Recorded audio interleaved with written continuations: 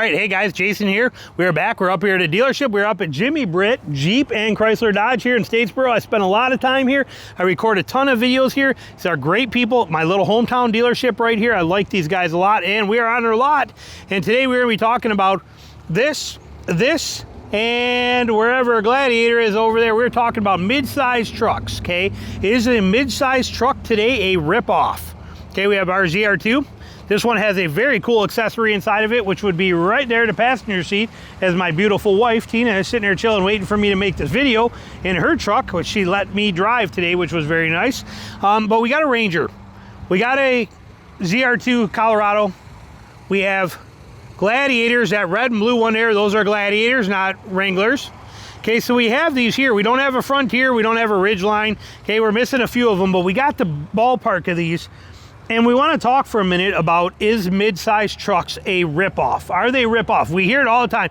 Anytime I make a Nissan video, junk for the money, should be $30,000. Junk, should be 30 grand, should be 30 grand. I just got done doing a video on the new 2024 Ranger that I did over right across the street over here at the Ford dealer. People are like, that thing's only worth 30 grand, junk, overpriced. I never pay $45,000 for that. Okay, so we hear that all the time. And obviously the Gladiator, you can't talk about, I can't even, if I take this phone and I just do this watch what happens. It's almost like it's automated, okay, in the YouTube world. So as soon as I take this and turn this towards the Gladiator, watch what, you'll hear this background noise. Chunk. You hear that? Every time you turn it towards it, you can hear it in the comments already. Chunk. Do you hear that? It's crazy how that works. Chunk. Okay? That's the world we live in today, where they think these are junk. They think they're overpriced. They think they're ridiculous. Now, stickers on them are a little high, but remember, Jeep deals better than anybody else does. So realistically, these are always in the same ballpark price as what all the other mid-size trucks are. How about the value of these? Okay, so we say everybody thinks that a mid-size is overpriced and it's ripping you off. These are two 2025 brand new Gladiators sitting right there, and they say that they're going to rip you off. This is a Sport S. Both of these are Sport S models, and they're coming in at 47. Okay, is where we're coming in at on them, which again, keep in mind what you're getting. You know, it's a pretty nice deal, but or not, you know, and you can easily get 10% off any day of the week minimum on these things from places. So keep that in mind. But what about the value?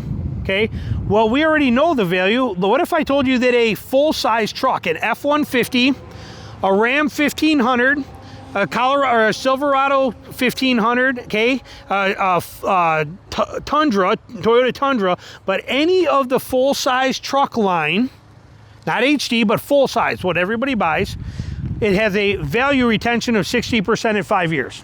Okay, this is not fake numbers. This is not made up. These are real stats. Full-size trucks, 60% value after 5 years. What do you think it is for a mid-size? What do you think these mid-size trucks have for value after 5 years? 70%. What do you think about the HDs? Look at it right there. Look at those beautiful Ram 2500s right there, that gray and that black one. HD trucks, like that Ford F350 sitting right over there. HD trucks, they come in at 80% of value. 80% of value. Okay, they have 80% of their value. Mid-size trucks have 70% of their value. Full-size trucks have 60%. So the mid-size world holds its value much better than even full-size does. Prices. What about the prices? Where do they actually sit? Where are they at? MSRP. We look at MSRPs. If you were to look at, like, this is a Lariat, but let's say this was an XLT. Okay, if this was a brand new 2024 Ranger XLT, start price on it, 4-wheel drive, not even 2-wheel drive, but a 4-wheel drive Ranger XLT would come in at $41,000. Okay, people are like, that's ridiculously expensive.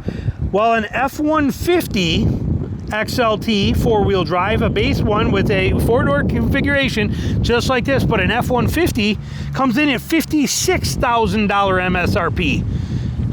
You think a truck that's $15,000 less with 10% more value holding is not as good of a deal as buying a full-size truck?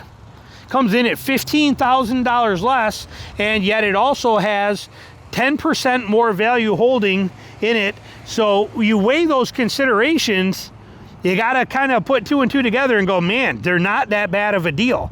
Okay, they're not a bad you know, buy there. Now, what about the pros and cons of them? What mid-size, pros and cons? Where are we standing on that aspect of these?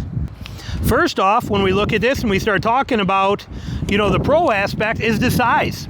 You can fit these in a garage. Mid-size trucks fit in a garage, and pretty much any garage, and they do it pretty well. So you're going to be in good shape there. So they're going to fit in there. Also, parking spots. When you're parking in your busy places, much easier to park a mid-size truck. There's a lot of advantages there. Off-road, you can't beat a mid-size truck. Nothing does. And the reason for that is because the mid-size world has got shorter wheelbase, better approach and departure angles, better breakover angle, better a lot of stuff. Okay, they're just built to off-road well. This has got bigger tires on it than pretty much every truck on this entire lot does. Close to, you know what, the 33s on that thing, like I said. So mid-size trucks are designed for off-road use very, very well. And even washing it is much easier for me to wash, you know, and it's the same like that with any vehicle, but it is much easier for me to wash a car this size, and I'm a short guy, 5'6", but I can wash this much easier than even this kind of stuff. It's an absolute nightmare for me to wash. So the bigger the vehicles, bigger pain in the butt to wash. So for a lot of people that don't need the full-size space, the back seats, the room in it, like full-size offers, or a HD truck offers, going to something like this in a mid-size world, you get a lot of gains there, unless you need the back seat space. Now the cons are that you're getting less space in the back seat, okay? Less room inside. There's just no two ways about it.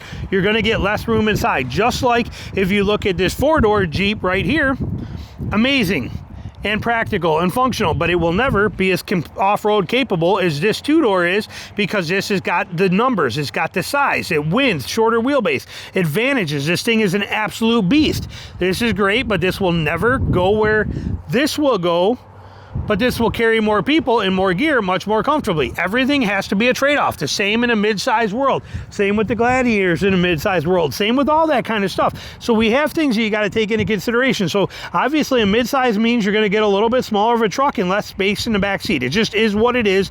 There's no way around it. You're also going to get less payload. Payload is how much you can carry in the vehicle. It is a mid-size. It's going to have less payload than a full-size does. So you got to deal with that. And then you also have less towing capabilities.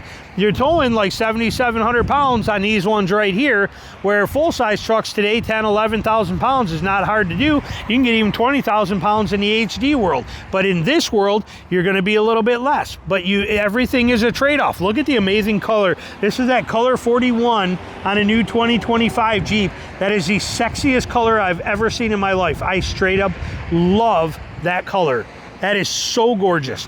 But point being here, mid-size, there are some trade-offs, there are some pros and cons. But for many people, the pros definitely outweigh the cons. And if I hear one more comment about how that's not a real truck, it's not a real truck unless it's got an 8-foot bed. People buy mid-size trucks, we don't care about an 8-foot bed. Okay, 6-foot bed's nice on some of them, but the last thing we would want is a mid-sized truck with an 8-foot bed. Have you bumped your head? Well, you know how ridiculously dumb that would look, not to mention how unfunctional it would be on every single level. There's a reason that mid-size don't come with an 8-foot bed. Okay, there's a reason that we don't have a mid-sized truck that can, that can tow 12,000 pounds. Could you imagine the suspension in it? Could you imagine what that ride would be like? There's a reason that they don't have capabilities of holding 3,000 pounds of payload. Could you imagine what that would be like? Like I said, people, they bump their heads on some of this stuff with that kind of thing. It ain't worth $45,000. Really? Compared to what? Compared to a full-size truck? Compared to an F-150 that costs $15,000 more and retains 10% less of its value? Really? That's not the value? You see where I'm getting at on this? Like I said, the world cracks me up out there. Is a mid-size a ripoff? That is the question we are asking today. Is a mid-size truck a ripoff? The answer, 100% no. No. Factually, no. If it meets your needs and it does what you want. It's actually a smarter buy than a full-size is.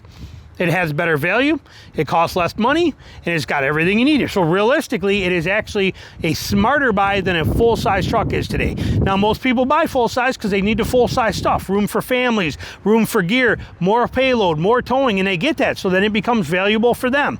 But to assume that a mid-size truck is a ripoff, you bumped your head. Okay, look at it from a realistic standpoint. Now I want to hear your comments on it. Let me know what you guys think. Thanks for watching.